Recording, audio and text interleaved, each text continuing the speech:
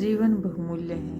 पुराने समय में एक राजा अपने मंत्री की किसी बात से बहुत नाराज हो गया।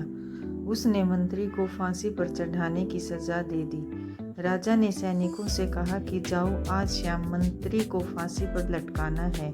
इसकी सूचना मंत्री को दे आओ। राजा ने सैनिक मंत्री के घर के पहुंचे।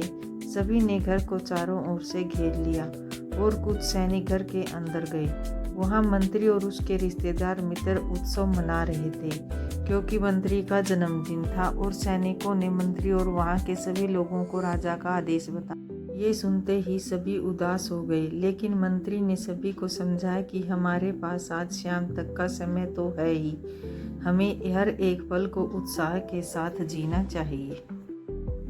मित्र और परिवार के लोग निराश थे, लेकिन मंत्री की बात मानकर फिर से उत्सव मनाने लगे।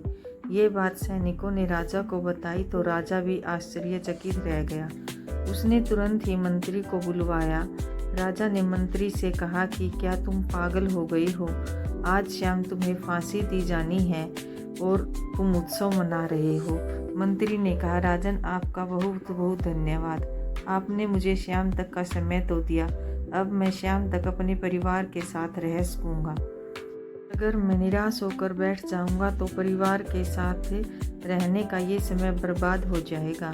इसलिए मैं शाम तक का एक एक पल उत्साह और खुशी के साथ ही बिताना चाहता हूँ।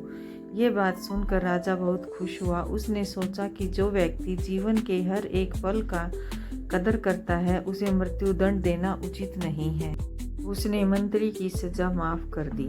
सीख: हमें जीवन के पल पल का मूल्य समझना चाहिए, निराशा से बचें और खुश होकर जीवन जीना चाहिए।